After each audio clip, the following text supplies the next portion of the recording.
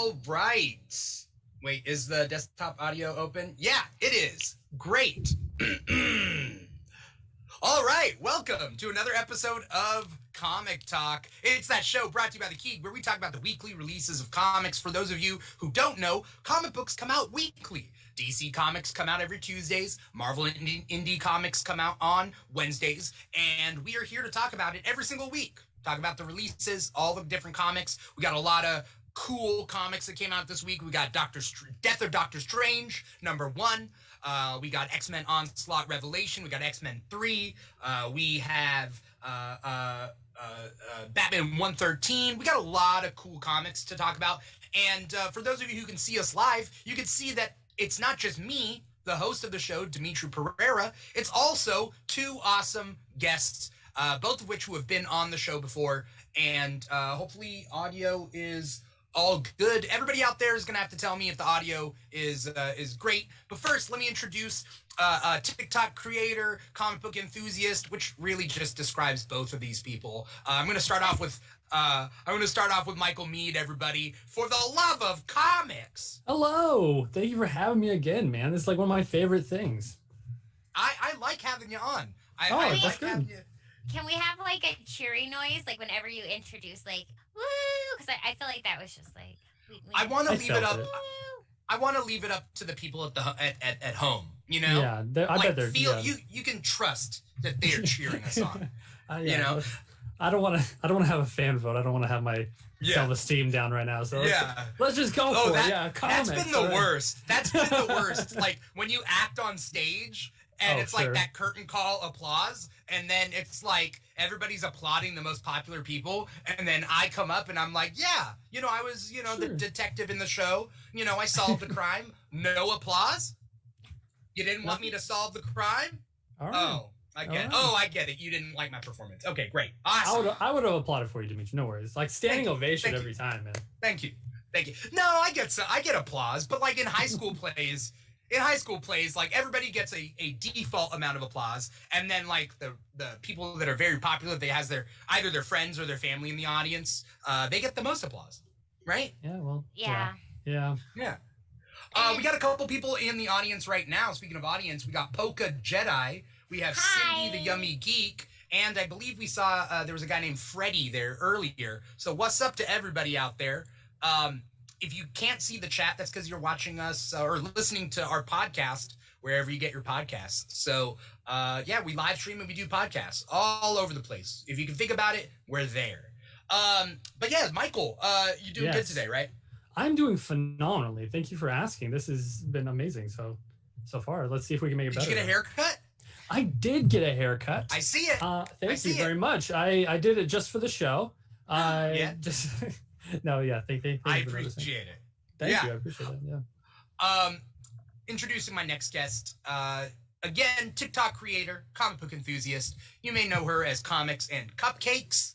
It is Ambrosia Kep. Ambrosia, how you doing? I'm wonderful. It's Thursday. It's comic book talk. I'm excited. I'm so lucky to have you guys on this show. We're so lucky to have you. You guys are great. You guys put in the work, though. Like, you guys, like, it's easy for me to put in the work. Like, I host the show. But, like, you guys put in the work. You're not just guests that just, like, I just bums off the street. That I just was hey, what comics have you read this week? What if you lucked out on a bum off the street? Wouldn't it be crazy? You just invited one. And he was, like, a huge comic book fan? He knows everything about comics. Like, wow, this was really good for me this week. Well done. Okay, well done. I was a good Samaritan, and it worked out. This is phenomenal. Have you ever thought about just bringing like on a random guest who's never heard about comic books before? Like, I mean, I've thought about it, but it would change the premise of the show. No, that's true. Yeah. But like, I blow people's minds. Like by people, I mean like adults, because they're like, "Where do you get these comic books from?" And I'm like, "The comic book store." And they're like, "What? That's a thing?" And I was like, "Yes." Like, want to come with me? Yes, like these are conversations I have weekly. Right. No, it's crazy. I have those same conversations in comic book stores. Like, what? Like I know it's crazy. I had to explain the other day that super off topic. I had to explain the other day that Pokemon cards. It's a game. Isn't that weird? Like you just wanting to, buy some more cards, and this was this deck box. And he's like, what's in that? I was like, oh, nothing. It's just where you store your deck. He's like, what's a deck? I was like, well, you put your Pokemon cards in there. I was like, oh, for storage? He's like, no, you play a game. Pokemon's a game? Like, yeah, Pokemon's a game. Isn't that kind of crazy? Pokemon the card game's a game, or Pokemon in general is a game? Because both are true. Both are true. And he was very surprised that the card game was a game instead of just a collectible. But then it didn't make sense to me. I was like, because they have numbers and words on them. Like, what do you think it is? Right. I don't know. Well, I feel like back in the day, there was that whole like boom of collectible cards, especially for comic book characters. And that's how like a lot of kids found out about like weird obscure characters. Like, who's this Marrow person? And it's like, and then it has a little biography on the back, right? Oh yeah, and like you can't play with that with those cards.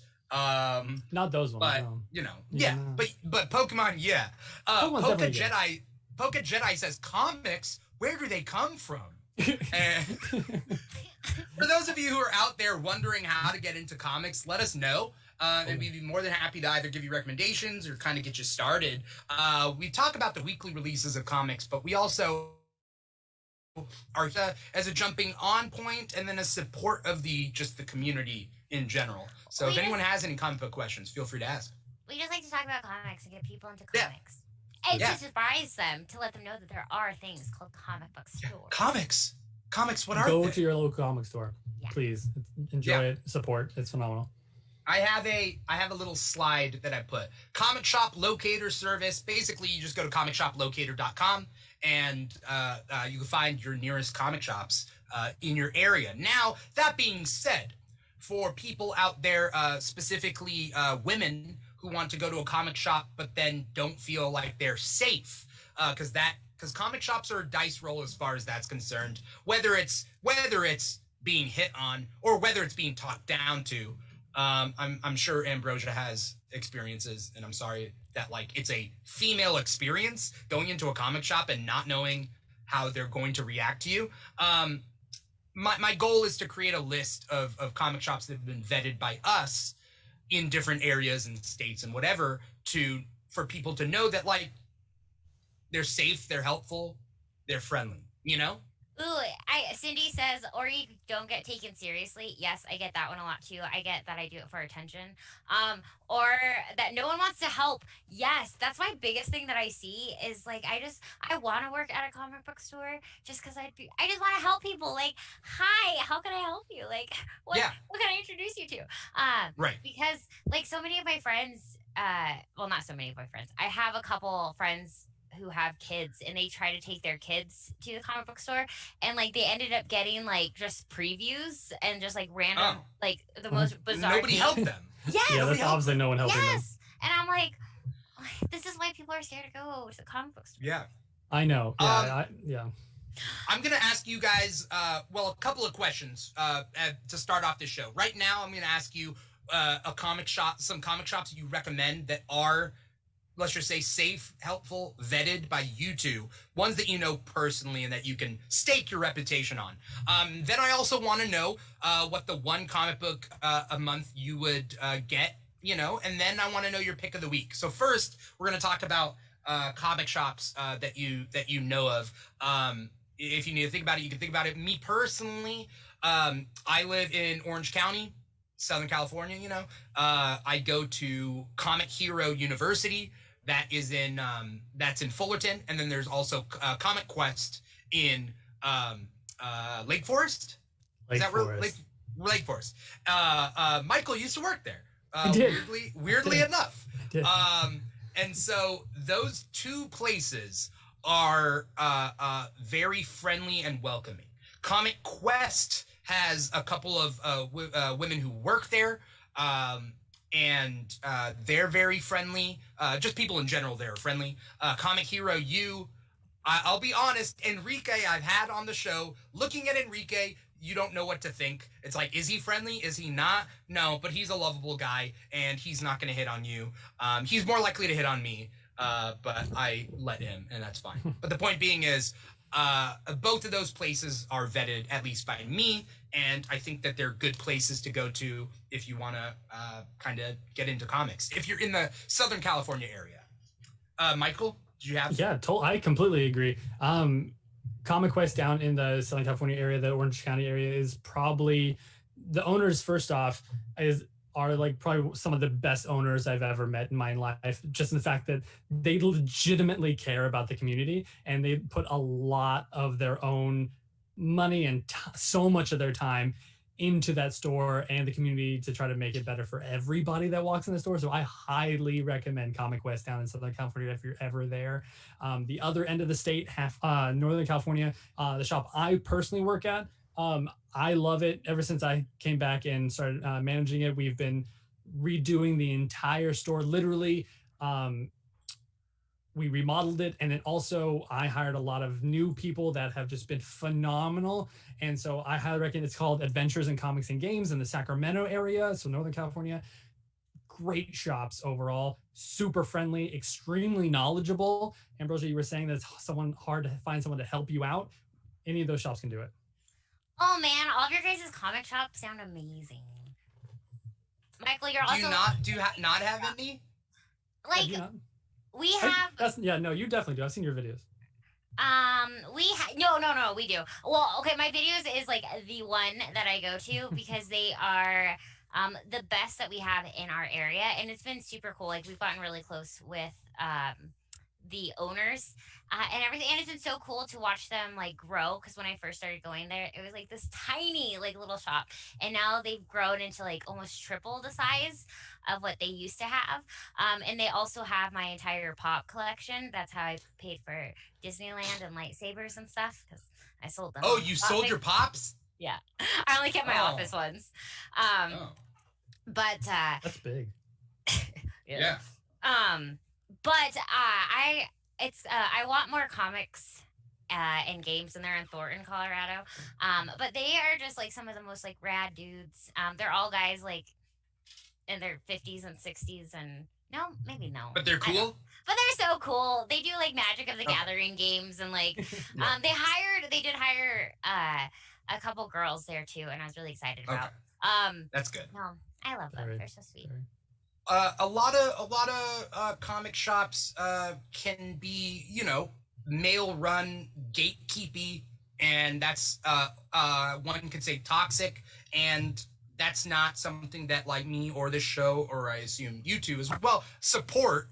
So having a good recommendations definitely helps. And so thank you guys for your input. We covered California and Colorado. And hopefully we'll make a more comprehensive list.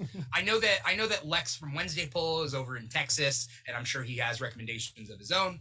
And so we'll definitely keep everybody informed on that. Here is the big question that I start off most shows with: is if you only had money and time for one comic book, it doesn't have to have come out this week, but one comic book a month, what is the comic book that you would be spending your time and your money on? Rosa? Okay. I thought it was for this week, so I like planned for this week, and now it's like overall, and so like my brain. Yeah. There's overall, but then there's also what's your pick of the week, but that's separate. Okay, so I'll do my overall. This Extreme Carnage run, I have loved. Oh, is that really? Yes. Has that been your thing? Yes, because like each issue, like it's a one shot, but it's not all at the same time, and like it dives into each of the different symbiotes. So we've had like a Toxin, an Agony, a Scream, and I love them so much. So it's been so much fun to watch like Carnage with all these other symbiotes. We get a new one too, which is I love her actually quite a bit. I like that they Scream. Silence. Silence. And I agree. I'm a huge Flash Thompson Agent Venom fan, and so this has been really cool. Well, and then especially like Agent Venom after the King in Black series, it's been really fun. So I'm just a big Carnage stan, so and the symbiotes are all my jam, so I love it. Yeah, I like where it's going now. Like it just finally picked up pace. Like, it's like finally back into the plot. As we near the end. Okay. It's near the end. Yeah. Right. It was kind of a waste. Like the first couple issues are kind of because they're like They're just random symbiotes that you see, and then like you don't get to the actual plot until like this last issue with Agony, I think. No, and that makes sense, Sure, especially because it's not like the one shots aren't really a introduction to the symbiotes because you kind of already have to know their characters to know like what's going on. Yeah. Or if you don't, they're all different colors, so you can kind of be like, oh, the green one is like this, and the blue one is like this. That's kind of what it is, right? Yeah. Yeah. Yeah. They do a little bit of intros and to get you an understanding, especially like Lash and everything. Like they kind of do a little bit of who they were, but to be fair, yes, it's not that great. Like it's kind of like, oh, remember him? Here we go. You know, like yeah. So I really enjoyed it, but that's good. I do remember now that Carnage. You are a big Carnage fan. You're that person. You're just like Carnage. Yeah, I'm like, hi, I love saving people and I love rainbows and butterflies, but have you seen Carnage? Have you seen the blood? Yeah. Has there ever been? I'm sure there's fan art of like a symbiote My Little Pony mashup. I don't know, but if someone can make that, that'd be fabulous. I guarantee. I feel like that's Ambrosia. That's literally Ambrosia. Has to be. Yeah. What color would your symbiote be if you had a symbiote that took over you? Yellow. It would be a yellow symbiote. Okay, cool. Yeah. Okay. I hate the color pink. I'm not a pink person. That's fair. But yellow, I think yellow is very like fitting for me because it's like bright and hello, like it's the sun. Good morning, starshine. Yeah. We're gonna go to. That would be crazy though, like a venomized Ambrosia yellow. Just come. Hi, how are you? Would she hi. eat you? Whatever. Hello. No, I would just like give you like love shoves. It's fine. Love shove. That makes sense. That makes sense. Just just love shove you. Okay. Michael. Yes, sir. What's your if you had money just for one comic book, money and time for just one comic book a month, what would it be? Are we talking ever or this week? Both? Ever. Not this week. Ever. Like recently ever. in the past couple months, I guess. You know, like a couple months. Whatever. Well, then not this one. Because we're talking really about ever Saga. I want Saga back. That's what I want. Oh, okay. That's ever. Okay. Yeah, that's ever. Because it should been, be how out. How long has it been? 3 years. It's been 3 years. Already? They told me a year. They promised me a year, and I'm taking it personally. It's been 3 years. It's been 3 years. What's Brian K. Vaughan been up to? Writing his show now, I guess. The Why the Last Man show, I guess. Yeah. Trying to get that off the ground. He's writing that? I don't know if he's writing it now, but it's his property. It's his property. Right. Yeah, so he's probably producing. But still, like, who does he think he is? Mark Miller? Come on. I know. Yeah. Yes. He's Mark starting Miller, to think so. notoriously late. He can't. They're like talking to each other. It's not good. You don't fall down that path, Brian K. Vaughan. But you know what it is? It's like the two kids in class that like are super talkative and they're talking to each other and not getting any work done. Maybe that's what it is. Yeah, they just love talking comics, and I respect. I'm thinking very highly of them right now. I'm giving them the benefit of the doubt. They're just talking comics nonstop, and they're like, "Oh, I'm sorry. Wait, we should probably get to work. It's been 3 years. I'm sorry." Right. And I'm so saga deprived. Like and Fiona Staples hasn't been doing much either. And I bought. She actually did a few Magic cards that are coming out in October. She did some art for special ones, and I just bought them. I was like, oh well, I need some Saga art. And Fiona Staples hasn't been doing anything, and so it's great. For anyone who doesn't know Saga, it is amazing. There's 3 compendiums, 9 trade paperbacks. If you read all 3 compendiums or all 9 trades, it'll catch you up to where we're at, and you'll suffer with the rest of us, and waiting for the rest of it. So. How would you explain it? It's like a space opera type love story, but it's not. At essence, the essence of it. It's a Romeo and Juliet story. It really is at the very like core of it. But surrounded I never really by. thought about it that way. Yeah, it's 2 warring clans, right? And each one has a daughter and son from them, and they kind of like are running from them. And at essence, it's kind of a Romeo and Juliet story, but yes, it's this big overarching space opera, super sci-fi, amazingly funny, but at the same time, ridiculously deep, ridiculously so much emotion to it. It's crazy. Like I get so invested in each one of these characters. The side characters are so well thought out and drawn out. The main characters are, you love them and hate them, and you feel everything that they're feeling. and it's such a good series. Yeah. I can't. I mean, Saga's like universally acclaimed. Yeah, Saga's a book that I recommend to people that don't read comics, like that also don't even really want to read comics. I'm like, just try Saga, and 9 out of 10 love it. Like, still, like, even if you're not a big comic reader, Saga. There you go. You're welcome to comic books. Have you read D's? Which one? D's? D's? No, I don't think Saga D's nuts. Oh. No. Oh, Saga needs to get out already. Saga. That was good. Saga. Did you just come up with D's? that? Yeah. Well, because I was Well, like, it worked. Saga D's nuts. Okay. It worked. Whatever. You just that got was a good got. one. Yeah, You you just got got me got. good on that one. There you go. That was. I was a waiting for you to distracted. say it. Yeah. I was hoping someone would fall for it. Oh, I've never done that in my life, by the way. That joke, I find it very juvenile and immature, but I had to do it once and I got it out of my system. Dimitri, I'm I'm glad gonna that you be, did. yeah, I'm not gonna lie. It worked right now. That really just straight did. worked. It worked. I Thank think you. we're all better for it Um, actually right now. 1,000%. Okay, so Saga in general. Okay, cool. Saga in general. My pick would be the new X-Men run. X-Men, because X-Men 3 came out this week, and I need to see where this goes. I love the art. I'm a big Love the X-Men art. fan. Love the art. I don't I know. have no idea who the artist is. I have no sorry. idea, but I love the artist. Yeah. And so X-Men 3 came out this week, and so we'll definitely talk about it. And so yeah, that's my pick. If I only had money to keep up with one series, it's the X-Men proper, like the main title X-Men. There's a lot of other good X titles out there too, but X-Men would be my pick. What is your guys' pick of the week? This is how we'll start it off, and then we'll talk about each of our picks of the week, and then we'll talk about the rest of the titles that we read. Ambrosia, do you have a pick of the week? Yes, and I don't want it to be like super cliche. It's fine. Okay, I'm clichéing it up. Actually, the death of Doctor Strange, I was pleasantly surprised by it. Okay. Let's see.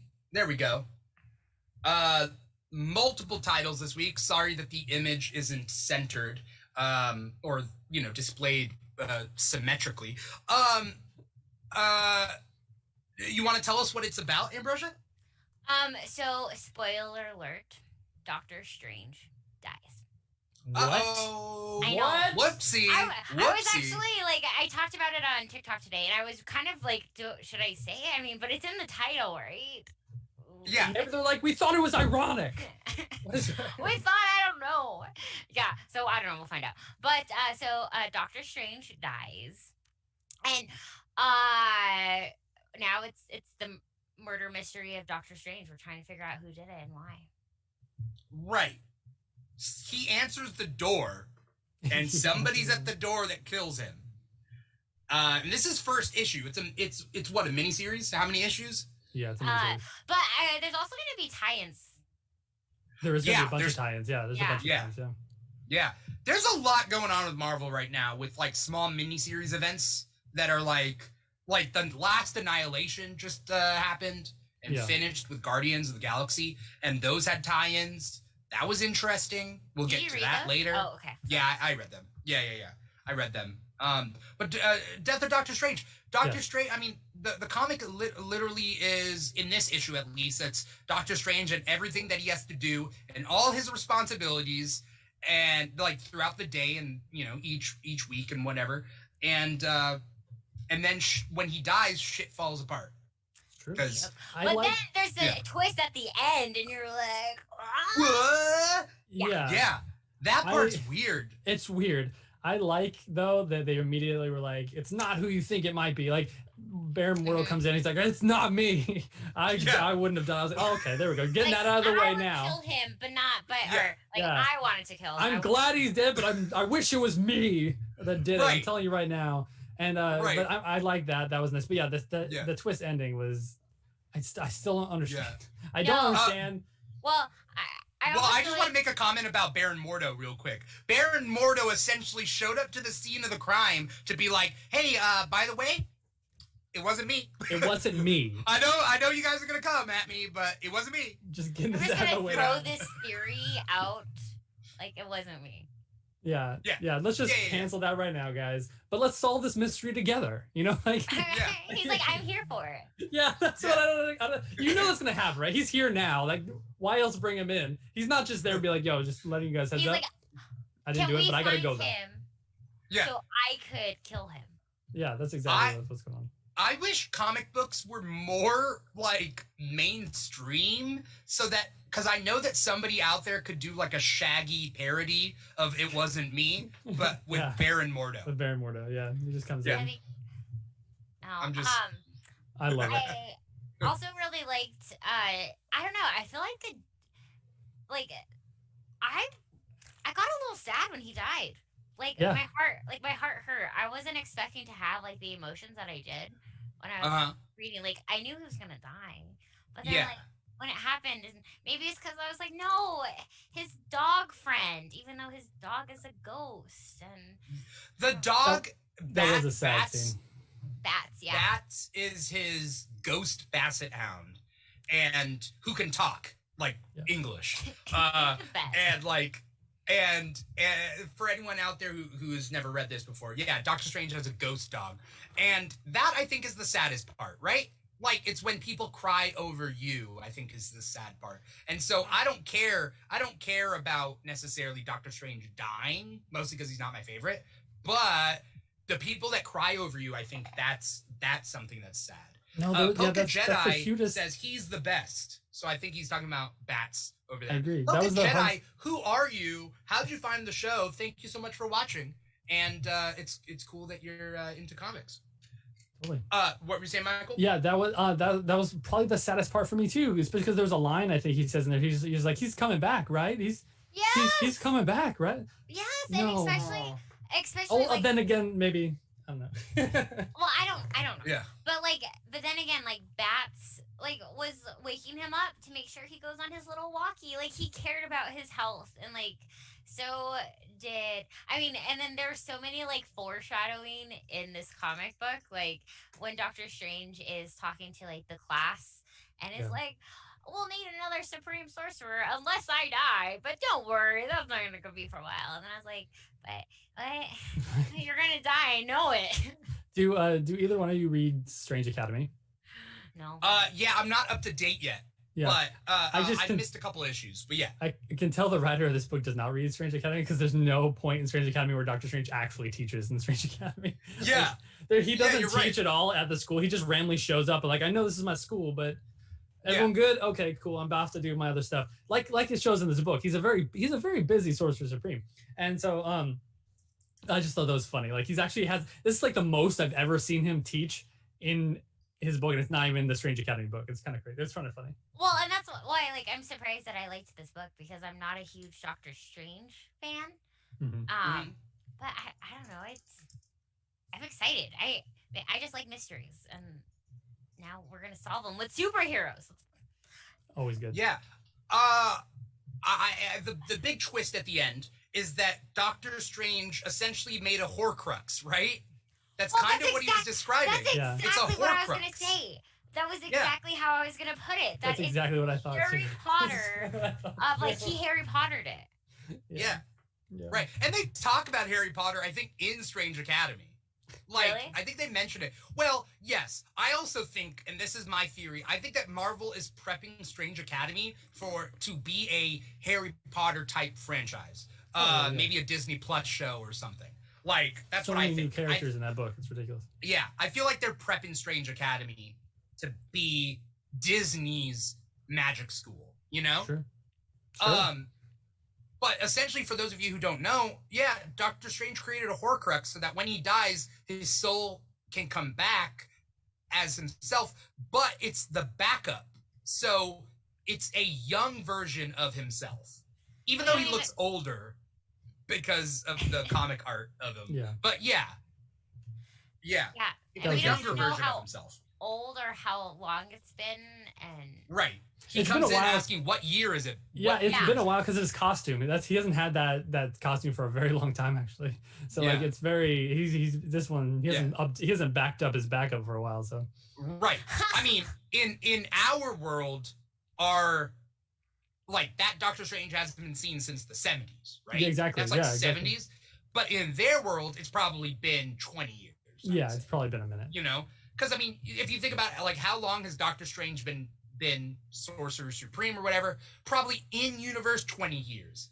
Because if you count like the X-Men have been X-Men since they were kids, and now they're like adults. You know, I mean, what would you say? Like X-Men have been around for like 20 years. It's been probably 20 years Marvel time, right? Probably. I don't see them being past their mid-30s. Sure.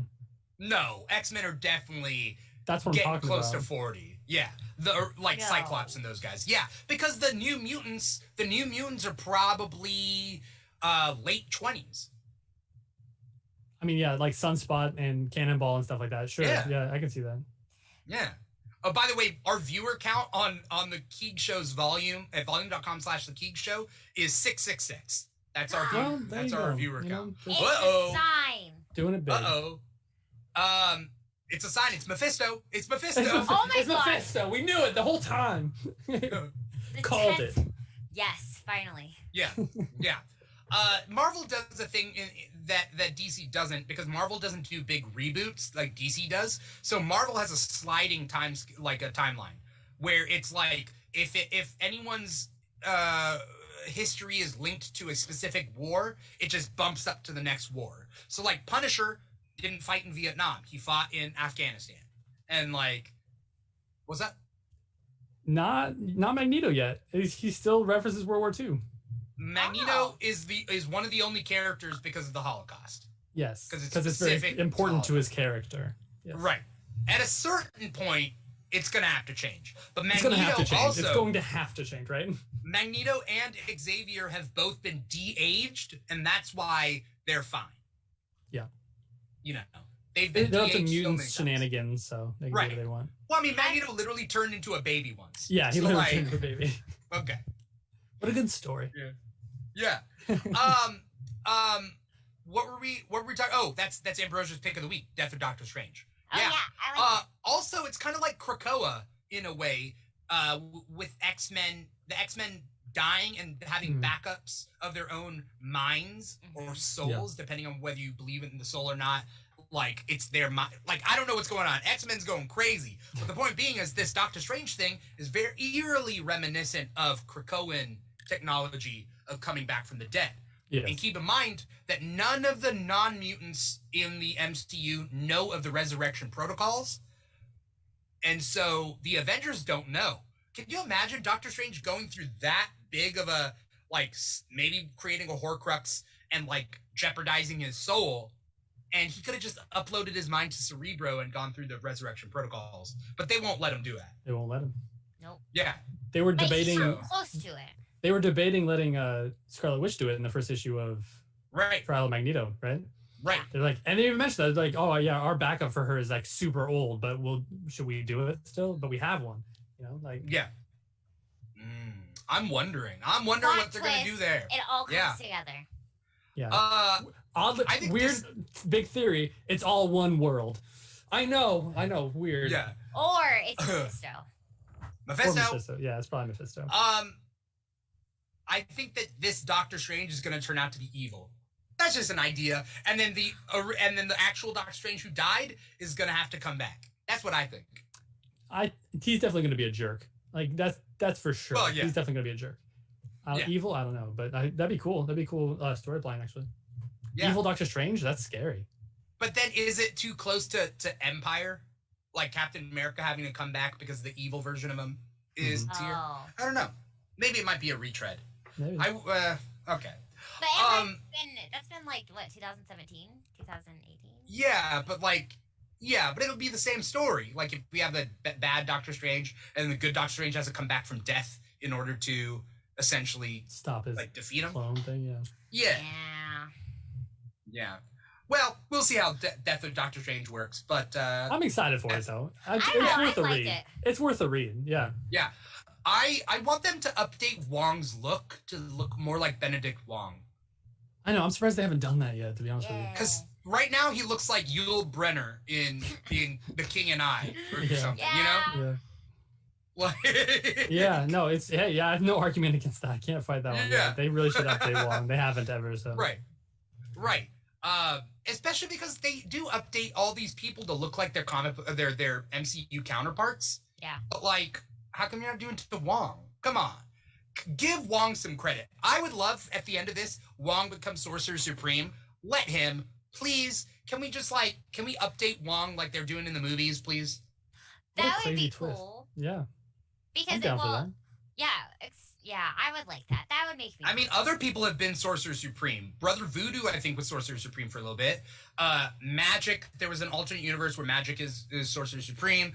Wiccan becomes Sorcerer Supreme, I think, or is supposed to be in the future. Same with Tony Stark, actually. Future version of Tony Stark is also a Sorcerer Supreme. I'm not a Tony stan. Yeah, Tony's an asshole. He's always an asshole. Okay, so Ambrosia's pick was Death of Doctor Strange. Did you have something to say? I was just gonna say, I mean, that's why Stan Lee created Tony Stark, was he wanted to create the biggest a-hole possible and try to get people to like him. Like, that was the challenge. He challenged himself, so he did paid off. Well, paid off, yeah. People either like him or they don't. Well, it paid off because like Robert Downey Jr. was the best Robert Downey Jr. Yes, exactly. Right? Yeah, you know, yes, the best thing to happen to Iron Man is Robert Downey Jr. So 1,000%. You know, yeah, it paid off 50 years later. But yeah, actually less, but whatever. Well, no, probably about 50. Anyway, Michael, what was your pick of the week? Well, whenever there's a Nightwing book on there, I have to. But that's not just because I'm a huge Nightwing fan. Nightwing. Oh, Nightwing. That's not because I'm just a huge Nightwing fan. But this book has been phenomenal. We do have a guest artist this week with Robbie Rodriguez, and taking over for, I think it's just for the Fear State storyline going forward. Be for Bruno Redondo, who's been the mainstream main artist on this book, with Tom Taylor doing the writing.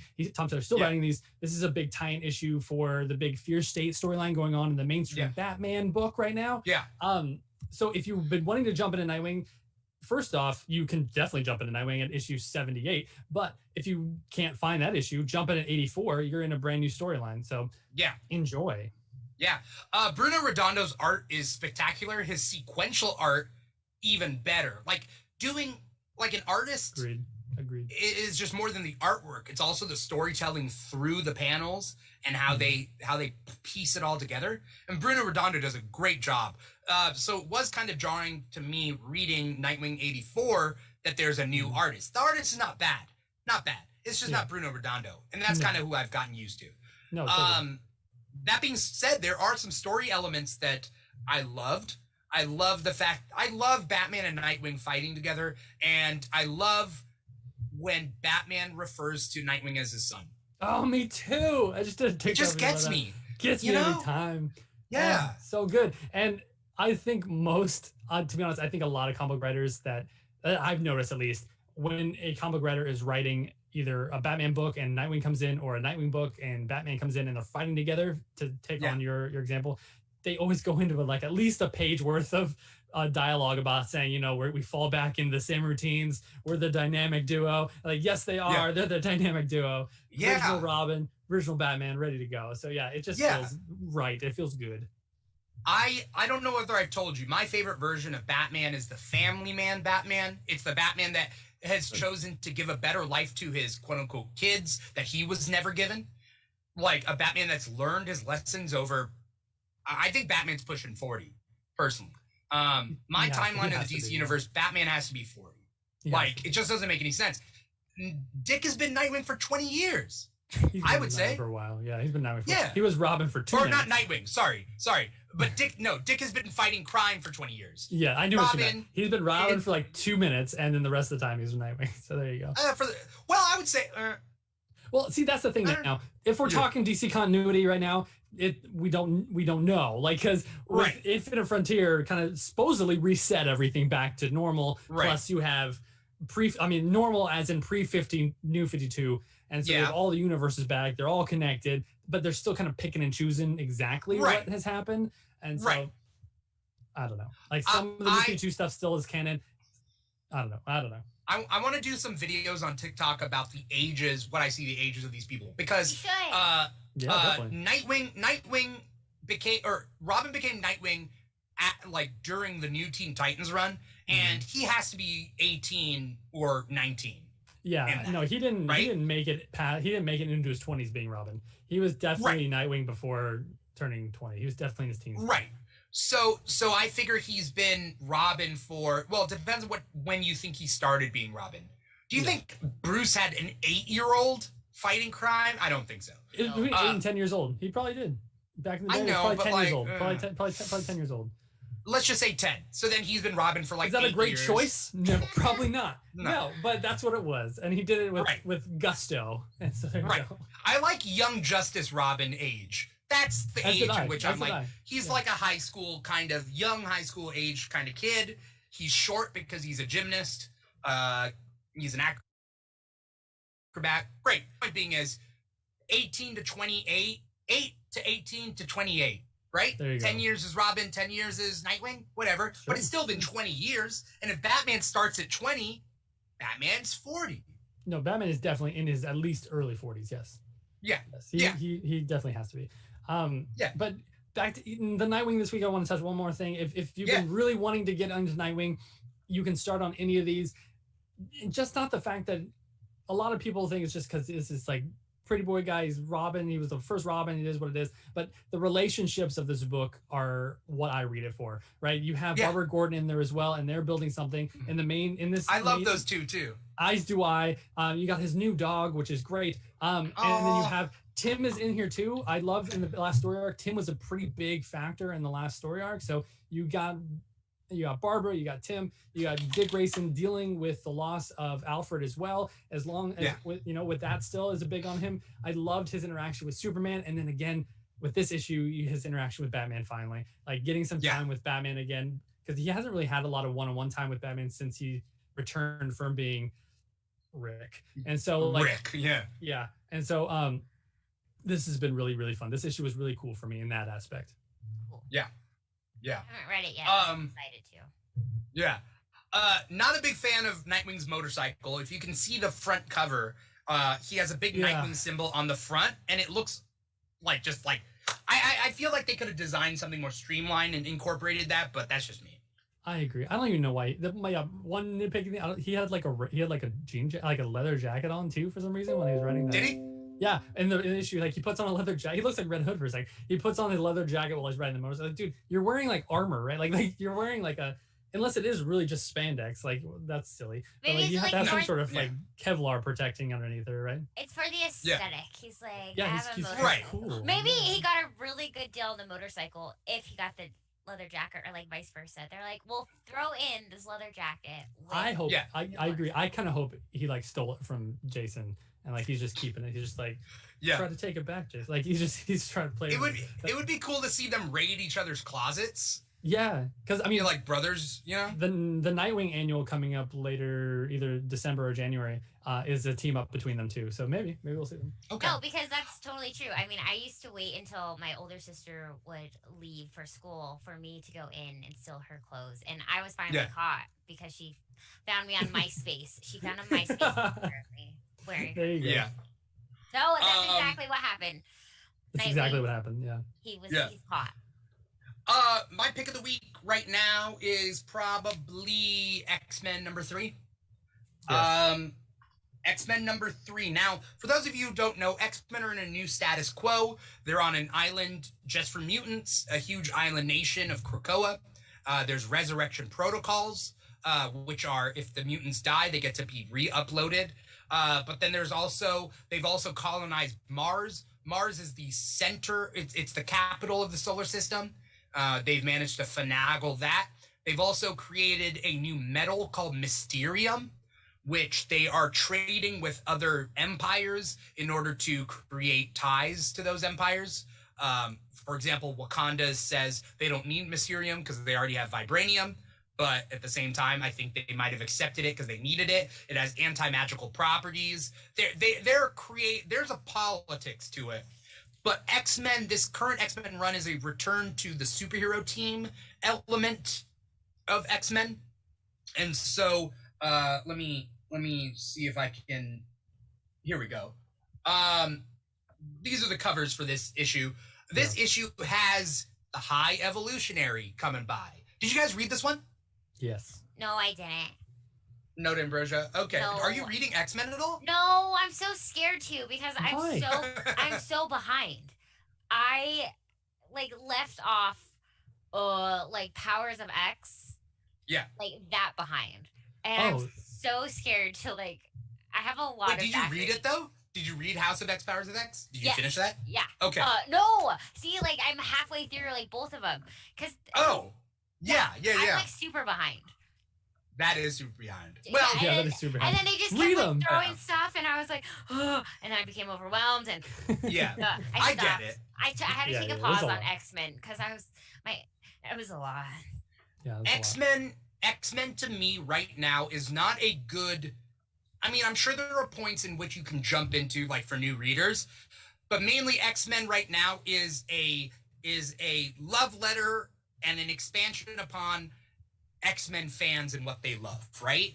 Like if you're an X-Men fan and you want to dive in, you don't have to touch any other comics other than X-Men comics. And you can get just this full, rich X-Men universe with the X-Men title and their crossover events and their like other titles. And like, it's a lot, but Yeah, if that's what you like. I've been loving. I like this book a yeah. lot. I like this book a lot. I love the thing. I love the mystery behind it right now too. The whole thing with the reporter Ben and like yeah. what's going on. I have this weird feeling that the X-Men are like something's wrong with them. Like them coming back so much is messing with them. Like being by coming back, I mean being resurrected so much is messing with them a little bit. Like the whole the very first issue of this series so far, you know, when he was talking to the reporter, Cyclops was talking to the reporter, and he's like leaving, and then he goes back to the Krakoa treehouse, and I forget who he's talking to, Jean probably, and just like, why were you talking to the reporter? He's like, well, I was just, you know, doing my thing, and I was just like, it seems really weird. Like they're really trying to like kind of like hide a lot, you know, and the very end of the last issue, right? Right, in the very end of the last issue, we get he finds out. He gets a little clue. The reporter gets a little clue. Yeah, basically for anyone who doesn't know, the resurrection protocols that the mutants have on Krakoa are secret. Like no non-mutants know about that resurrection is possible. And they don't want that to spill. So recently they had a run-in with the Avengers where they invited the Avengers to Krakoa, and they thought that they would have to mind wipe them if they found out about the resurrection protocols, but they didn't. And so they didn't have to do the mind wipe. They distracted them because the Avengers are idiots. But I'm pro-mutant, pro-X-Men. Like X-Men versus Avengers, I'm X-Men all the way. Like Avengers, I'm still hurt. Because the Avengers don't show up. The Avengers don't show up when mutants die. No, when there's never. a big cataclysmic mutant event, X-Men don't show up to back up the X-Men. But guess what? At the Stanford incident of Civil War, at all those Avengers level threats, guess who shows up? Mutants. There's always an X-Men with the Avengers. Like First off, Wolverine's been on a ridiculous amount of Avengers teams already. So the X-Men always show up. In certain, Storm was even an Avenger for a second. Like you have, and Rogue was on Uncanny Avengers. Yeah, see, like Uncanny Avengers was the answer to their like problems, right? Trying to, yeah, exactly. Yeah. But yes, that's a fantastic point. The Avengers never show up to help the X-Men, but the X-Men are always out there to show up and not help each other, but like help the world, right? And you're completely right. And I'm right there with you. I mean, X-Men is what got me through the 90s. So like I will always have a very big place in my heart for the X-Men. So the Avengers are being better, but I view the Avengers as classic status quo. What's it called? What's it called when the Democrats they're called not corporate Democrats. They're called institutional when they're just part of the status quo and they're just part of the thing and they're not doing much. That's the Avengers to me. That's the Avengers to me. Yeah, there are individual books do a lot more for me than the actual like Avengers. Yeah. Even though Jason Aaron's Avengers run is really good right now, but like I love the Captain America runs by himself, right? The Thor, Donny Cates Thor run is phenomenal by himself. But yeah, usually the Avengers team up books don't do anything too much for me. Right. And I've always said this, not always said this, recently I've said this. Avengers are work friends. X-Men are found family. Yes. Justice League are friends. But the Avengers are just work friends. I mean, I think Batman considers them friends. No, just joking. What? Batman considers the Justice League just work buddies. They're just work buddies. No. He says that to them all the time. Yeah, but like, to keep them on their toes. Like the Justice League run, I know. Or like, what's his name? Batman, Superman, like kind of double date thing. Like a good Batman is the one that is capable of love. I don't like edgelord Batman. That's just sure. No, yeah, I agree. Yeah, that's one of my favorite stories about that. And the date you're talking about Tom King's run when he does the date between Batman and Catwoman and Superman and Lois, right? Oh, that book was that story is so fun. Yeah. But in X-Men 3, we deal with High Evolutionary, who is responsible for Scarlet Witch and Quicksilver's powers. Also, basically, we're kind of getting a sequel to the Uncanny Avengers run where High Evolutionary was there and said that Quicksilver and Scarlet Witch are not Magneto's kids. And then he introduces Luminous, who has both powers of those two. And he's just a big old dick. High Evolutionary is a big old dick. Do you think he's going to? Do you think we're going to get retconned Quicksilver and Scarlet Witch coming up back to being mutants? Yeah. I think so too. That's what it seems like in the comics, that we're, especially this trial of Magneto going on right now. Like I'm pretty sure we're getting it retconned back to that they've always been mutants, or they're going to be mutants again. I think there's a problem. Yeah. I think there's a problem with the Resurrection Protocols that brings people back as non-mutants sometimes. Kitty Pryde, remember, Kitty Pryde had a problem with the Resurrection Protocols. The whole beginning first story arc of Marauders, Yeah. And so I think that Scarlet Witch and Quicksilver are mutants, and High Evolutionary has a purpose. They're setting him up for something. Yeah, I agree. You know, there's a couple of weird creatures and things going on in X-Men right now that they're going to pick up on, like High Evolutionary, Cordyceps Jones, and that red-skinned human guy who wanted to go to Mars but now can't. Yeah. That guy, fishy. He's up to no good. Fishy. Yeah. So, you know, and whoever gave the stuff to Ben Urich. Yeah, whatever that's all about. That's whatever that's that gonna be a thing. person was. Yeah, I'm more excited about that storyline, to be honest with you. I like all the other ones. It's a good book, but I'm very excited to see the reaction of the human species, because that's going to be set. That's always been the thing with the X-Men, right? It's always the mutants versus humans, and humans just don't like mutants just because they're mutants. And so this is going to be just another aspect of that. This is going to be just another thing that humans can just hate mutants for. What? Do you think you're better? And you can heal everything, and you can, you're essentially immortal now. What's going on with it? Yeah. So that's going to be a huge thing. I'm very excited for that storyline. Yeah. Oh, by the way, plot point that came out in this issue. To get High Evolutionary to leave, Synch gave him a spot of blood. And then the X-Men were like, Synch was like, I'm sorry I had to do that. And then Cyclops was like, we'll figure it out later. I think that's a philosophy that the X-Men have. We'll figure it out later, because they think they're immortal. They think they have time. So then they'll figure it out later. What's the worst that can happen? They'll die? No, they can get resurrected. See, and that's the thing. Like, if you haven't been reading X-Men, the way they can be resurrected is they have the 5, right? It's these 5 mutants that with their powers combined, they can form a new body for the person that died, and then Professor X implants the memories from the backed up Cerebro. Mind from Cerebro. Thank you. And so take out any one of those 6 people, resurrection's gone. Yes and no. They do have backups for those people. They've said they've had backup. Synch. Okay, sure. And Mimic, and they were thinking Cortez, but Cortez Mimic recently got taken out recently, didn't he? Somewhere something happened to Mimic recently, and so I'm pretty sure he's gone. And is he a mutant? Is Mimic a mutant? Well, here's the thing. This is also a fishy thing. Mimic was not a mutant before Krakoa, but now he's classified as a mutant. according to House of X, Powers of X. There's a page. Is there a page where which is where weird? In it? Yeah, he wasn't a mutant before. He was not classically not a mutant. Like that was part of his storyline. Yeah, and like he's not a mutant, and he was the first non-mutant X-Men. They're throwing them all out. I mean, Franklin Richards too, and they rewrote him too. So they're right. There's something weird going on with what it means to be a mutant. Exactly. There might be a breakdown. There might be a thing where it's like there might be a weird thing where it's like mutants isn't just it's not a binary. You are a mutant or you're not. Sure. You're saying like it's a spectrum.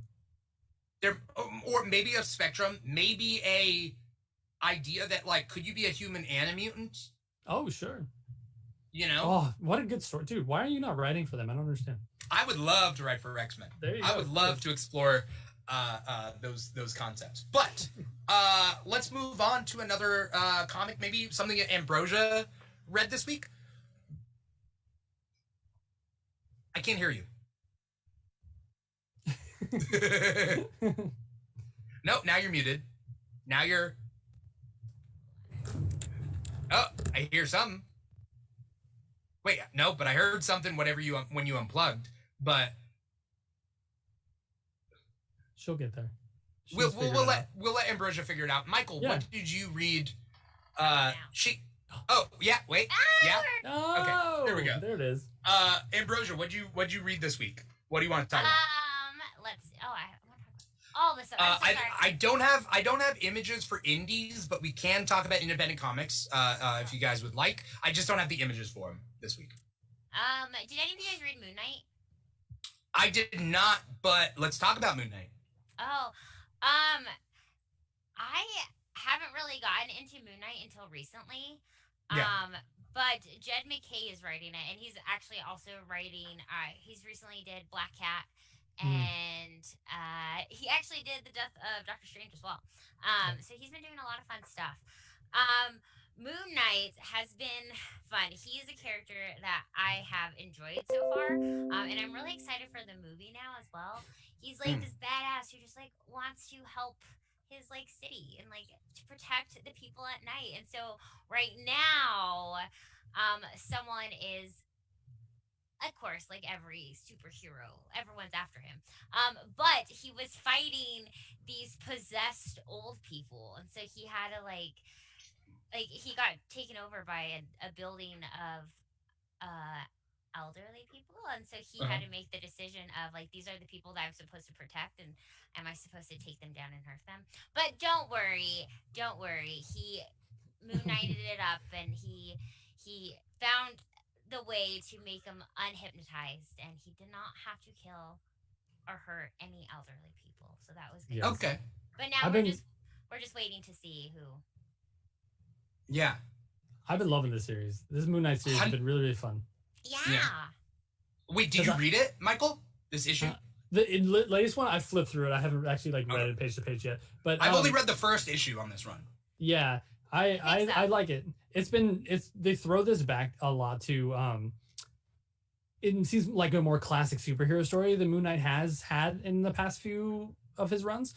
Like the Jeff Lemire one and the Brian Wood one were very much like psychological thrillers, really diving into his mental issues and mental traumas. And so, which is great. I think those are very much worth reading. But this new series is really kind of throwing it back to him being like a very classic superhero-esque kind of character with all those character development points too, which is really, really cool. I love this series so far. No, I've really liked it. As someone who doesn't care about Moon Knight, we'll see. We'll see. I don't know. I think you might like it. Yeah, okay. Do it, man. I read the first issue and I thought it was kind of cool, but you know, and honestly, I feel like the first issue is like subpar to like the past two issues that we've had. Okay. What about Moon Knight? How are you not like a fan of? What about it? I don't know why I should care. Why don't I just read Daredevil? You should read Daredevil. Yes. I do. I love Daredevil. I'm just saying, like, what do I get out of Moon Knight that I don't already get out of Daredevil? You know? Daredevil like knows what he like. There's not much. I don't know how am I going to put this. there's so much not contradiction. Oh, how am I? See, Moon Knight is so crazy. Like I can't even explain it well. Like yeah, he just kind of takes heroism to a different level than Daredevil. Daredevil has a path. Daredevil knows kind of in essence what he's doing. Moon Knight is conflicted beyond all reason, and so that confliction within himself and even within who he is phenomenal. And I really enjoy that kind of side of it. And it's cool because you see him questioning like the things that have been happening. So I don't remember if this was issue 2 or 3, but someone is like killing and like harming these people, and he's like, wait, was it me who did this? Like, could I have been the person who did? So he's like, maybe I did it and I don't even remember doing it. So like you see like that battle in his head, which I enjoy. I know I love internal struggles and conflicts. As do I. Yeah, solid point. Okay. All right. Michael, you got another comic you read this week? DC or Marvel? You got any DC? You got DC? Yeah, totally. What came out? I mean, I read Batman. Batman Fear State was phenomenal. Was it? I liked it a lot. Yeah, this new Fear State storyline is really tying into kind of what DC was hinting at with the Future State storylines that came out earlier this year, and because we get the introduction of the Magistrate and really kind of seeing. I like what Jack Tynion is doing right now, especially because this is his last story arc on Batman, and he really stripped everything away from Bruce, everything away from what Batman is, besides his family. That's really the only thing left that he has besides his skills and his family to help him out. And so I love that. And it didn't seem to sap him, which I always love, because people always like, oh, he has all the toys he wants. And he did previously in the past couple storylines. He had all the money and all the toys he could have done, and he still was having a hard time with Joker. And now all that is gone again, and he has to fight crime bare boned, bare knuckle. And it's been a roller coaster. I loved it. I was reading the new Batman run up until a certain point. I got bored with Scarecrow and like whatever. Is it gotten better? Yeah, I'm bored with Scarecrow. Like, yeah. Scarecrow is like one character that like truly scares me. Oh. I mean, it's literally in his name. That's literally what he does. Yeah, so there we go. Yeah. No, yeah. This explains it all, actually. Now. Yeah, he is. I mean, he's one of the main villains in here, but I think he's just kind of more of a catalyst to show Batman at what Batman can truly do. And so I think really going into it, do you know his like new sidekick kind of like rival character, the Ghostmaker?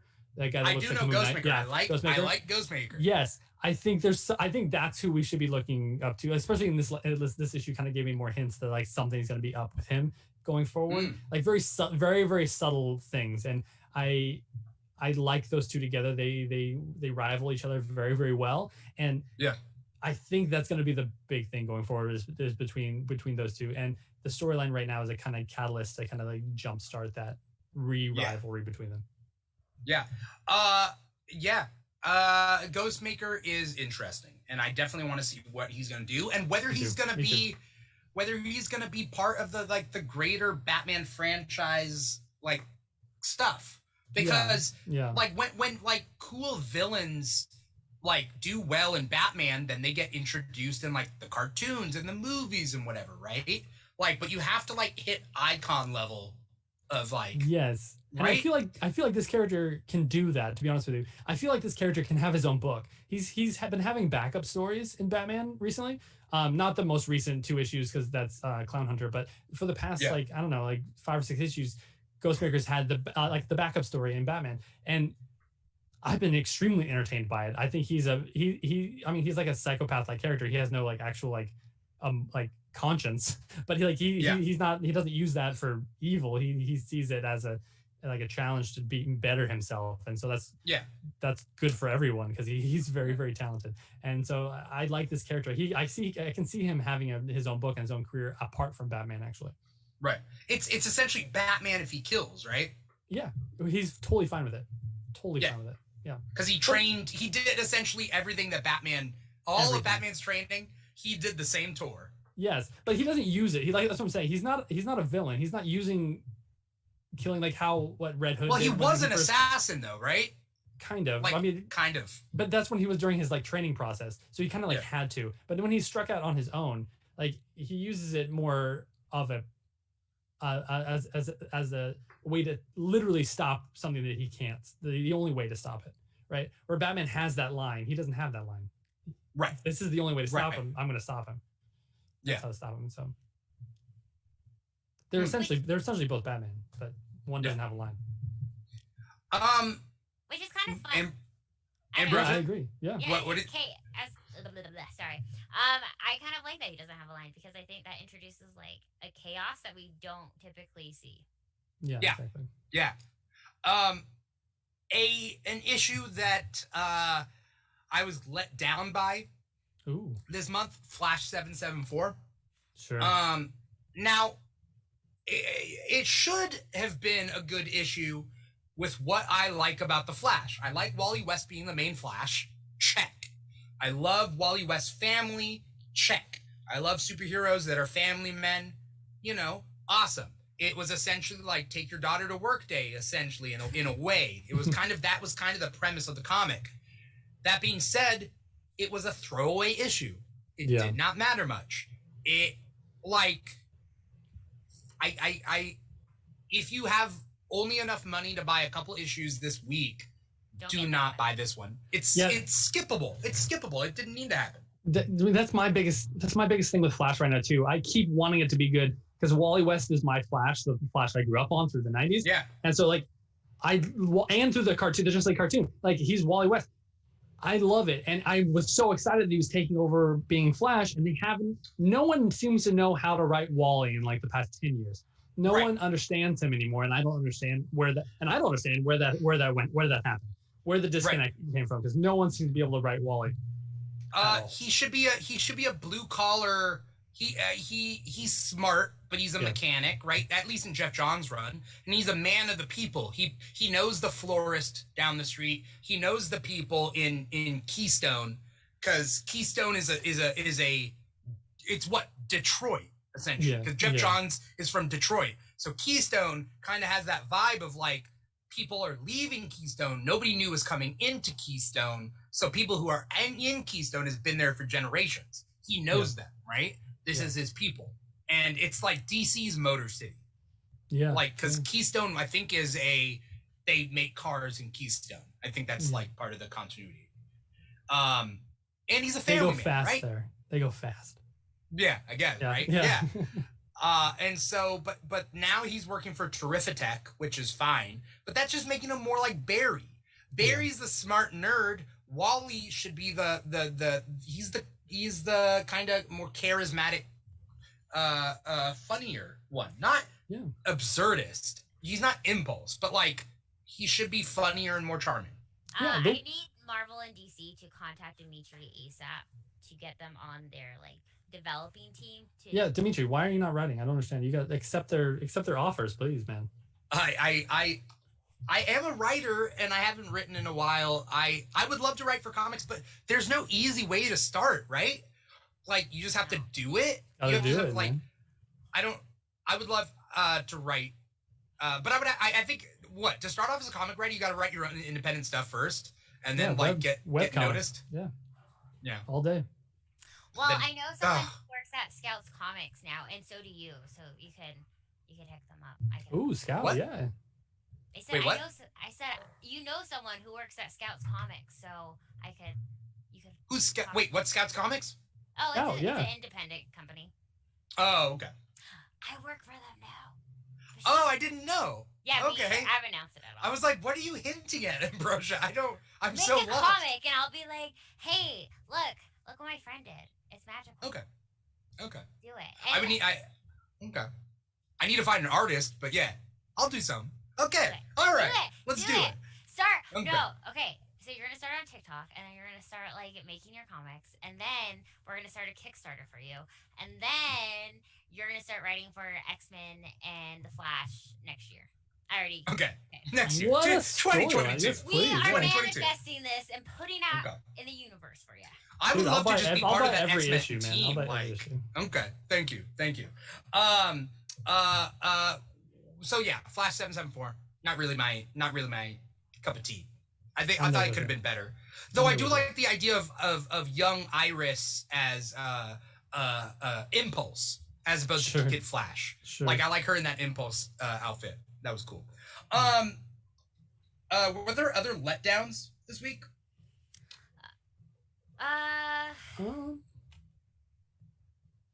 Not that I can think of. I enjoyed pretty much everything I read.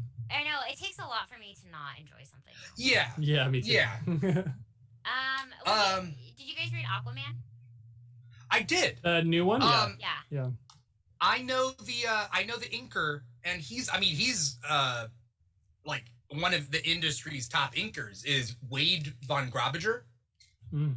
See, you have an inker already. There you go. Look at that. He literally works for like. He would never. Yeah. He's not a friend in that sense per se. Where I could be like, hey, can you come off your industry? Can you come off your industry projects and ink my stuff? No. But he used to be Stuart Eminem's like right hand. He used to be Stuart Eminem's inker. So all those Ultimate stuff, like that was Wade von Grawbadger doing the inking. Anyway, he's on this with whoever the other artists are on Aquaman: The Becoming. It's a 6-issue limited series that kind of is trying to set up Aqualad as the next Aquaman, right? Yeah. What do you guys think about this one? Ambrosia? I enjoyed it. Yeah. I mean, I don't know. I don't know why they needed to stick the Pride label on there. Like, I just want it to be like, it's just an everyday thing. We don't need to put like a sticker. Like, let's just normalize it. Right. I think it's just kind of a holdover from a couple months ago when they were doing that. So, yeah, their Pride, which was like during Pride Month. They did that for a lot of those. That being said, maybe they're just like, I don't know. You're right. Like, what's the purpose of labeling it Pride with the little flag? Not that they should be ashamed of that, but rather, like, is it supposed to? Yeah. Is it supposed to say? Is it supposed to deter anyone? Well, I hope not. Is it supposed to? Like, is it supposed to say like, hey, if you're a DC fan and you don't want to read gay characters, don't read this? Or is it meant to draw? Yeah. I think it's just there for celebration, probably. I hope so, but I also feel like it would be a way to, if people like got upset about like the flirtation and everything going on, that it would be like, well, we put it on there. It was Pride. You should have known. I don't know. My children picked up this comic. Yeah. So I don't know. As much as I would like it to be like a celebration, which like, and I think that's what kind of bothered me was during Pride Month. Like, I totally get why like that they all that, because like there was a ton of comics about that and I love that. But like also just like wanted to normalize it. Like it should be okay. We don't need to. But I don't know. But overall, I enjoyed the issue. I thought it was fun. I think DC should do a thing where on their comics, like Batman and Flash and Superman and Hal Jordan, they should put a white circle. Just so you know, you're getting a white male protagonist in this Just comic. so you know, in case you were wondering. There it is. We could just start color coding all of the comics that way. Yeah, that's all we're doing now. Yeah, I see your point. Yeah. I get the Pride thing, to celebrate thing. I get that, but also, yeah. Yeah, no, Amber. I definitely. That's not an ongoing thing. Yeah, hopefully I see your point for it. I don't know. Maybe I'm wrong in this. I don't see any like actual like. Definitely no malicious intent behind it. Like no. So, like I think they were definitely meant to highlight it as a fact that like we're promoting a character, a character in the LGBTQ plus community. And but yes, now that you pointed that out, I definitely see that. And that makes me happy. That can be annoying and not right. We should just just normalize it. But there's no pleasing everyone, so it's a lose situation. But I enjoy that they are adding more of the LGBTQ and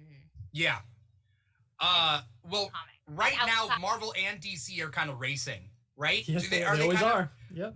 they're kind of racing because and I mean, I read Guardians of the Galaxy this week, but we'll touch on that later. It definitely has a lot of gay kissing and a lot of lesbian kissing. And I was just thinking about makeups of teams and whatever. But no, Aquaman, The Becoming. Did anyone have any like big thoughts on it? Not much happens. No, yeah, big thoughts. Nothing really. Like I think to be honest, I think they could have done more. Calderon and is from like the. He's not even called Calderon. I know. Right? That's what I'm saying. It frustrates me because I liked him from the show, Young Justice show, and he's nothing like that in the comic books actually. Like, and so, but he's still a cool character. I like him, and I don't know, man. Like, yeah. But I guess with such a big title, The Becoming. Well, I mean, I mean Aquaman, so that makes sense. But also awkward. The title is kind of clunky, right? Aquaman, The Becoming. Like, well, yeah, definitely. Becoming what? What are you becoming? But like The Becoming, that doesn't grammatically. Does that you know what I mean? Grammatically, it's like. Well, like the emphasis is on becoming, the action of becoming something. So yeah, that's Batman, the fighting. Yeah, the point is the fighting. Yeah. Yeah. I think it could have been. I think they could have done a lot more with the character. Is what I'm trying to say. Yeah. They could have done a lot more with this guy. He has a lot of potential, and I think again they don't really know what to do with him. And I think for a first issue, I was expecting a little like cha, but there's just like a little cha. Yeah. The first beginning part was a cha, right? Yeah, that was. It was like that virtual reality fight scenario kind of thing that they have in Atlantis. And I want one of those. So. Who wouldn't? Seriously. I want to see more of a supporting cast. They really only introduced. They had Aquaman, Mera, Jackson Hyde's mom, and then the guy that he's flirting with. Yeah. Right. That's pretty much. I mean, I guarantee Black Manta will be in there very soon, probably, because that's his dad. So we'll get that relationship coming in very soon, probably too. Especially that Black Manta has his own book right now, so them not crossing over would be a huge waste, in my opinion. So that we're going to get quite a few supporting cast members probably here in a second. The art is really good though. Oh yeah. It's a beautiful book. Art is really good in this one. Yeah. Beautiful book. Yeah. I don't know how these artists do it. They do a page a day for the most part. A page a day. They can't really go any quicker than that. But can you imagine doing 8 to 12 hours on one big, doing all that panel work and stuff? It's crazy. Yeah. No, that's why they get paid the money. Yeah. Then you were gonna say big bucks. I was gonna say big bucks, but nope, they don't get paid big bucks, as we've found out. So there you go. Yeah, it's weird, but okay. It makes me so sad because I don't know. I feel like with Marvel and DC and the MCU and everything that the people who play them get millions of dollars, but the people who create them get not even a fraction of that. I think it's because and I don't agree with this, but they keep the comic industry separate. They don't say that the comic industry is tied with the movie industry, thus it feeds in, because then it would be the same business, and thus the profits and stuff would have to be shared and whatever. They're just no, this is like a magazine. It's like a magazine industry type thing. It kind of is. The IPs are tied to it. That's why a while ago Marvel Comics was doing a huge push for Inhumans instead of X-Men, because whatever Marvel Comics put in an X-Men book, Fox was allowed to use. So the comics do have a tie to the actual mainstream big writers. The writers don't write for the series. The writers write for Marvel. Yeah, exactly. Marvel owns the series, thus the writers don't get paid that much. No, they're hired to write. They don't own obviously any of the intellectual property for any of these characters, or then no longer the storylines that are now attached to those characters. So at best, Marvel and DC writers are surrogates to those children, and not the parents themselves. Marvel is nah, we're just the parents, and then they're either surrogates or babysitters. Sure. In that way. Yeah. Well, that's why why we're seeing a lot of creators go and do their own thing at their independent, especially like the whole stack thing that's coming out. So right. At the very least, though, if Marvel and DC are making movies and you want to keep the books separate, right? Because they're balancing their budgets, right? If you want to do that, do what they do, and they do this sometimes. Put those writers as actors, just one line, just put them in that, you know what I mean? Like, and then pay them an acting, like, money. You get what I mean? Like, totally. Suicide Squad, they had, what's his name? Was it Ostrander? Yes, he was. Yes. He's the doctor who injects Bloodsport with the bomb. And, like, he has a line. And so, like, was it Starlin? Not Starlin. Who was it? It Avengers Endgame, too, during the group therapy session with Captain America. Oh my God, why am I blanking on his name? He was in there too. He was the creator of Thanos. He was with the Russo brothers. Yeah, with the therapy thing. Yeah. Polka Jedi says Gail Simone was in Captain Marvel too. I didn't know that. I didn't know Gail Simone was in Captain Marvel. Yeah. Who is Polka Jedi? I like them. Yeah, I don't know who Polka Jedi is and how they found us. But definitely follow us on all this social media stuff. Follow Michael and follow Ambrosia and follow the Keeg Show. Thank you so much for being here. So what was I gonna say? Did you guys read United States of Captain America #4? Yeah. Mm-hmm. Okay. Let's talk a little bit about that. It starts off introducing a character before they introduce the character. I was like, did I miss an issue? I thought the Ariel Agbayani. Yeah. I like her. Same thing. I did too. I think she's cool. Yeah. Especially her backup story in the end was really fun too. I like You just need the guy. Good. Like that was so Yeah. That was so good. Well, she was like, she's not really Cap, like Steve Rogers Cap, she's Bucky Cap. Yeah. Right? Yes. Like that's how Yeah. And that's cool. I really thought that I missed an issue, so I had to go back.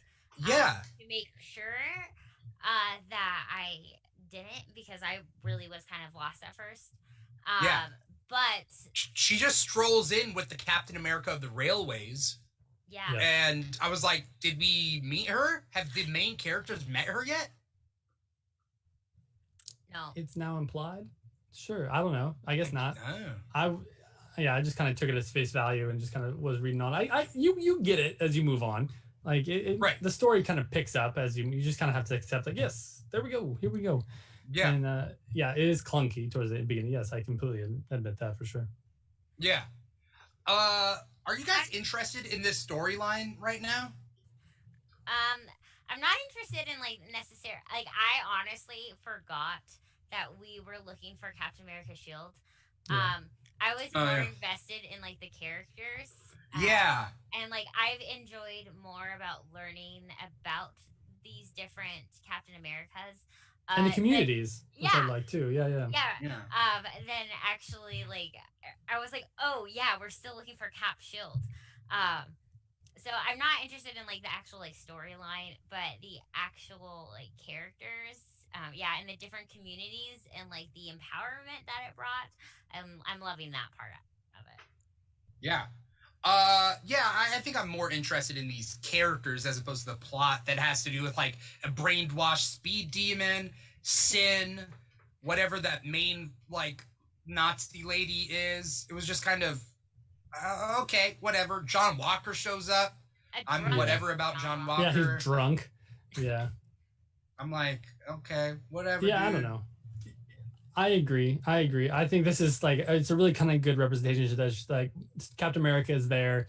He can fight the big fights that need fighting, right? But he can't be everywhere. And so this is kind of the idea that of this comic book, the United States of Captain America, is they're going to all the people that have held the shield before are going around and being introduced to all these other people that were inspired by Steve Rogers and his legacy to kind of step up in their own communities. They're like, we can't fight the alien invasions, but we can fight the bullies down the street.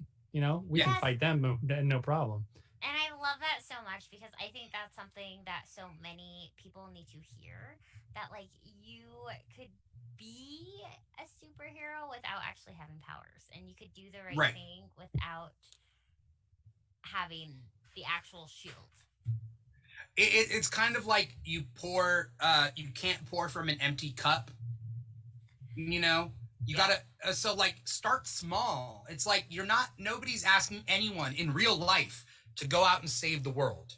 It seems big. Exactly, It exactly. seems daunting. But can you save yourself? Can you save your family? Can we extrapolate from that? Can you save your neighborhood, your school? You know, Start there. That's huge. you make a Start difference. there. Yeah. Right.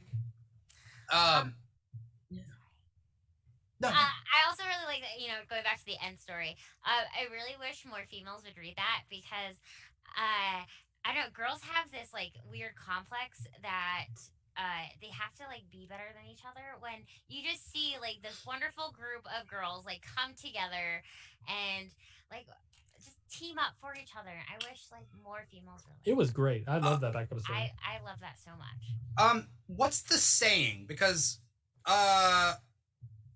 I think it's crabs in a barrel, right? And this happens a lot with minorities and marginalized communities, and then women, because even though it's 50-50, men and women, the division of power is not the same, right?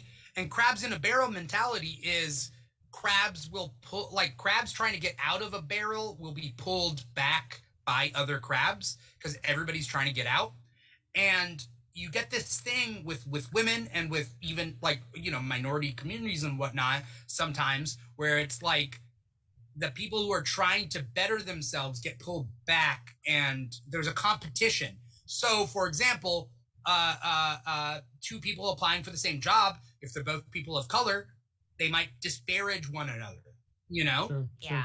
because but then we have to think about like, well, why is there only one spot for them in this place, and so women also have that stuff. But yeah, I mean, what it shows us with everything is like, why don't we come together and fight the actual power structure that's in play, that's only giving one spot open and only allowing one crab to get out of the barrel, Yeah. No, everyone deserves crowns. And Taylor Swift has a song about that. And Yeah. it's 1,000% correct. We all got crowns. Yeah. We're Well, all some shiny people need their crowns taken away. Let's all take away some shining. crowns out. Sure. Yeah. But, yeah. Definitely some. Yeah. No. I Yeah. That was United States of Captain America number 4. Did you guys read Alien at all? Yeah. Alien 7? I'd flip through it. I haven't read it yet. Okay, it was interesting. It's a brand new story arc. Yeah. It's a brand new story Yeah. arc. And I liked, I was kind of getting bored with like the previous Yeah. story. And so this one. As was really- I. Yeah. And I hated saying that. Like, but this one really, it made me happy. I liked it. Yeah. Essentially, it's about an Earth colony on a lush and beautiful planet, and a new ship comes in that they were expecting. Problem is, there was an alien on the ship, so all those people are dead, and now the aliens are there in this essential Eden type paradise that like these ex-Earthers are trying to like, And they were so Living. close. Like they did so. Like you could just feel it. Like yeah, we made it. We finally did this. And then and it's like the aliens come in. Yep. Yeah. Typical. Not much more to say about this, but other than that, like, if people are interested in that type of thing, this is a good jumping on point. Alien issue 7. Yeah, I also really like the artwork because I feel like the past couple issues have just been like super, like literally dark, Yeah. and just grays and blacks, and then we have some Yeah. like color, and Yeah. I really got me pumped. Yeah. So, Yeah. I like For the sake of time, can we do some rapid fire thoughts about what you guys have read? And just like really quick reviews to get through them? Yes, I want to know real quick, Ambrosia, Bunny Mask. Bunny Mask. Ah, the ending That's- though. a mind trip. Yeah, Like, that book This is book, great. it really is, and it really makes you like I said, it is for me. It is a mind trip. I had to go back and reread it not a couple times. I only reread it once because I was that ending. Yeah, that ending. I'm so happy they're doing it. I was so scared it wasn't going to continue, and they're like, oh, 2022. Yes. Okay. Me too. Thank you. And so I was excited to see that there was another one. Like, I'm not excited to wait because I just want it now. I'm really impatient, but yet you could wait 3 years for Saga. So this was on purpose. I purposely am waiting 3 years for Saga. I volunteered for this openly. So I'm hoping, but this in itself, going back into the cave and everything, it's a cluster. That was Bunny Mask number 4? Yeah, 7? 4. Have you read any of the Bunny Masks? No. But let's get to some other reviews just for the sake of time. We'll. I don't want to talk about how I haven't read it. You know what I mean? I'm sorry. I'm sorry. Well, no, because no. I'm fine with spoilers. That's not what I'm saying. What I'm trying to say is I haven't read it. I don't want to waste anyone's time on me waxing poetic about on something I haven't read. You know what I mean? Sure. It's a good mind twist. It is. It's a really cool psychological thriller. Anyone trying to get into something like that's a really good read. As well as Eat the Rich. Yes, Eat the Rich. We're only on. Oh, Boom! Boom is killing it. Yeah, these are both from No, Bunny Mask isn't from Boom. Aftershock. But Something's Killing the Children is from Boom. Yeah. Eat the Rich. Dark Blood is from Boom. Boom is killing it with these with these really dark, deep books, which is phenomenal. Yeah, I loved Eat the Rich. Nice jug. Thank you. Yeah. But Dark Blood 3. Dark Blood came out this week too. I didn't read Dark Blood. Is that a good one? That is not a book for kids. That's a deep and hard book to read, but it's worth reading. I probably should take that out of my classroom then. I'm just kidding. Just kidding. It has a lot of adult subjects for sure. Any other indies? Let's see. Baby Teeth came out, but I haven't read it yet.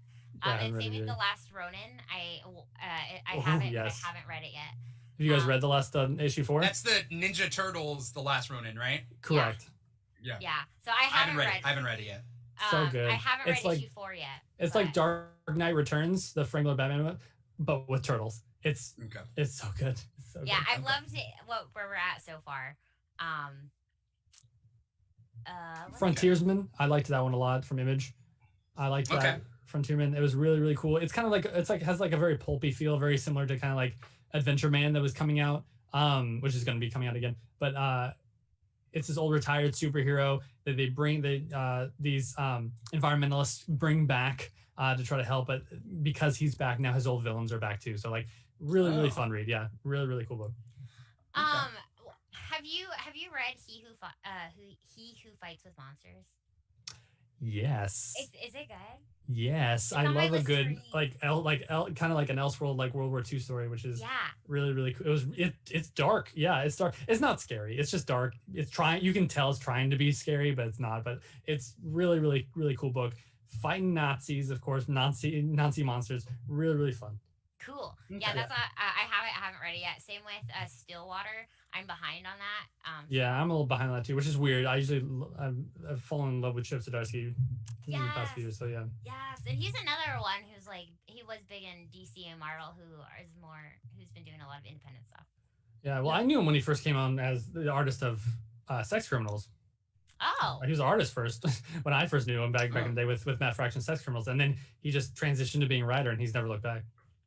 I mean, Chip Zdarsky's writing a good Daredevil right now. He's writing a great Daredevil. Yeah, cool. Yeah, I'm loving that. I'm gonna shoot off a couple titles that with some pictures, and I want just a quick sentence thought, if anyone has read it, you know. Okay. Obviously, we had that. We talked that. Did anyone read Miracle Molly? It was on my list, and I didn't get to it. Yeah, that's fair. It was okay. If you don't know who the character is, this is a really good introduction to who the character is. It's nothing mind blowing though. It's just there's been a couple of those Batman Secret Files. They had one for Huntress to try to get us introduced to these characters maybe we haven't seen in a while, or new characters like Miracle Molly. So she has a cool design, and it's only a matter of time when cons come back that somebody's going to be cosplaying as Miracle Molly, right? Oh, totally. Her character is about fighting the establishment, fighting the she's a good guy. She's just kind of more on the extreme side. Oh, I didn't know that. Okay. Yeah. Shazam 3.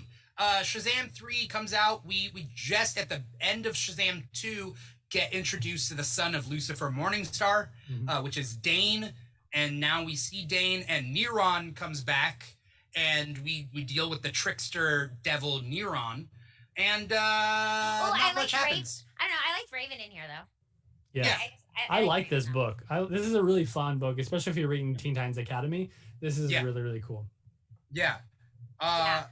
It's only a four-part miniseries, so we only got one issue left. I was a little sad about that, but I think you could do a lot more with Shazam. But I'm sure we'll see him once Shazam 2 movie comes out, so we'll see more of him. Yeah.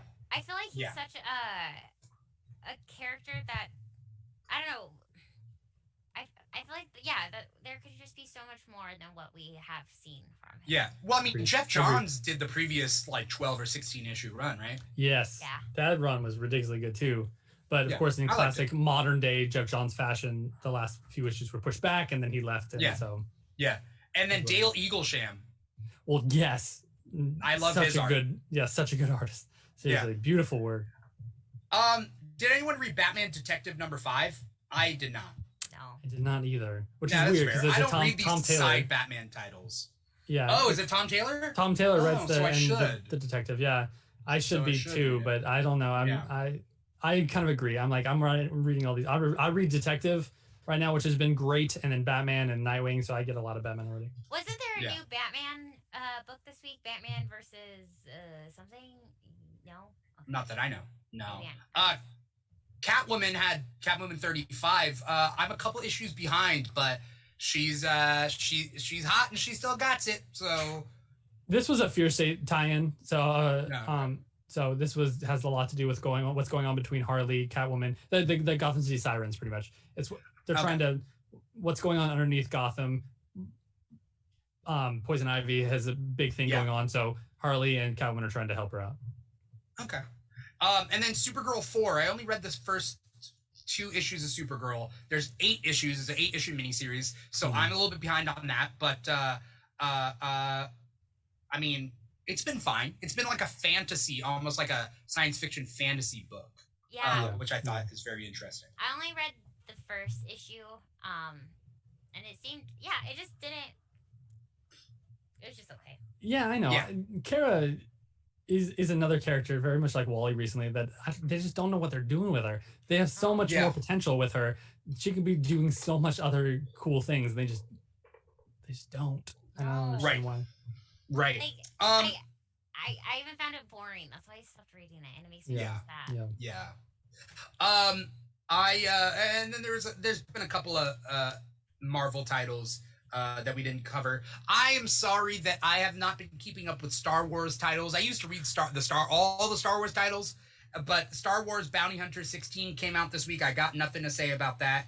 And then that's actually the only Star Wars titles that came out this week. But Guardians of the Galaxy 18 finishes up Last Annihilation. Here we go. And then it also finishes the Guardians of the Galaxy book for now. And I don't know why. But I mean, we're gonna get a new Guardians of the Galaxy movie next year and the year after, because we have the holiday special next year, and then Volume 3, the Guardians of the Galaxy Volume 3 in 2023. All right, it sounded like you had some thoughts on this book earlier, so. Just that Moon Dragon and Phyla-Vell are in a relationship, and there's a lot of LGBTQ plus representation here. Hercules is dating Marvel Boy, I think, which I don't like that, only because I don't like old gay man, young gay man type things. Sure, Maybe that's just me. No, I get it. I'm just saying the same. Maybe it's not the same as like an old man, young girl relationship, but maybe it's not the same. But I get that vibe from that. No, I still think that they're very similar because I mean, it goes back to I don't want to say the G word that rhymes with looming because I don't know if that's okay to say. Oh, okay, yeah. Yeah. But like that aspect of things. But no, I think that they're very much the same. Like having a young lady with an older man and vice versa. Yeah. Because no matter how you cut it, older men have more power. Yes. Yes. Sure. You know? Then, you know. So there tends to be this power dynamic. That being said, I don't know. We have Wiccan and Hulking in there too, right? Don't we? Yeah, and we have Wiccan and Hulkling. We have Wiccan and Hulkling. There we go. More age appropriate. Which is cool. Yeah. Yeah. They have a good, healthy relationship. They do have a great, healthy relationship. I don't know why they don't. And you were talking about Marvel and DC competing. Well, Marvel's kicking DC's butt on this because they've had two gay weddings in the past decade, and DC hasn't had one. So there you go. Yeah. We need more because it's easy to say we have a gay character, but commit to it. I feel like gay love is different than a gay character because you know what I mean. Sure. No, totally. I feel like it's an investment. I feel like gay love is an investment as opposed to just having a character that's gay. It's different. Again, you know? Ambrosia, back to your point again, just to normalize it. Right. It's in just normalize it. Right. This is fine. This is normal. This is what it is. They're just loving each other. Don't worry about it. Like they're just fighting. Honestly. Yeah, they're fighting space aliens. Let them fight space aliens. Right. That's. I mean, I love that so much. That in itself is a beautiful love story. They are fighting space aliens together in this lovely hey, date night. Let's go fight some aliens, bitches. Yeah. For the sake of time, we do got to wrap everything up. I want to thank the audience out there for watching, no matter where you're watching or where you're listening. You can be watching our live stream on YouTube, Facebook, Twitch, or our #1 live streaming platform, volume.com. So volume.com/The Keeg Show is our primary thing. That's where we draw the chat from. But thank you guys so much. Wherever you're watching us, give us a like, give us a follow. Show us that you're out there. Show us that you care. You don't have to tip anything, though we would accept that regardless. But just having you guys here, like Polka Jedi out there, Cindy the Yummy Geek out there, thank you so much for watching. Or you're listening to our podcast on Apple Podcasts, Google Play, Spotify, SoundCloud, iHeartRadio. We're on 5 different podcast platforms. So wherever you guys choose to watch us or listen to us, give us a heads up. Give us a what's up. Say hi. We definitely appreciate that. But I really want to say thank you to Michael and Ambrosia for coming on the show and taking time out of your guys' night to be here. What is your social media? Where can we find you? Michael, you wanna tell us your social media and where we can find you and anything you got to plug? Of course. So we're doing, I'm big on TikTok, Instagram, Facebook. I'm For the Love of Comics is my handle on all those platforms.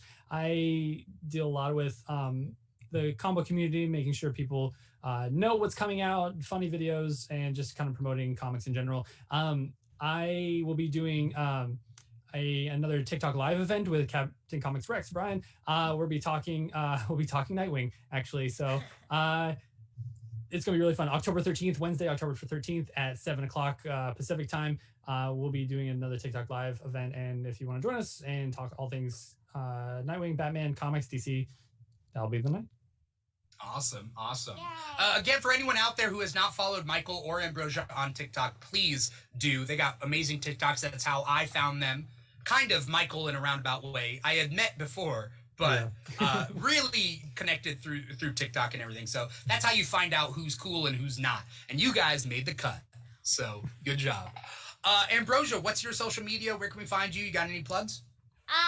You can find me on Instagram and Twitter at Ambrosia_Linda and on TikTok at Comics and Cupcakes. And no plugs, just be kind to people. And that's a good one. Yeah. That's cute. Yeah. Also, support your local comic book stores. Yes. Like we said earlier, comicshoplocator.com. Check that out. Find your nearest comic shops and give them a shot. Thank you guys so much for watching. Thank you guys so much for listening. Follow us on social media at The Keeg Show on Instagram, on TikTok, on Twitter. We're all over the place. So at The Keeg Show there. And then, wherever you get your podcast, wherever you see your live streams, we are there as well. Thank you guys so much for being a part of this. Michael Ambrosia, thank you to the audience once again. We will see you guys next week for another episode of Comic Talk. But once again, I'm your host, Dimitri Pereira, and this has been Comic Talk. Take care, everybody. Peace out. Yay!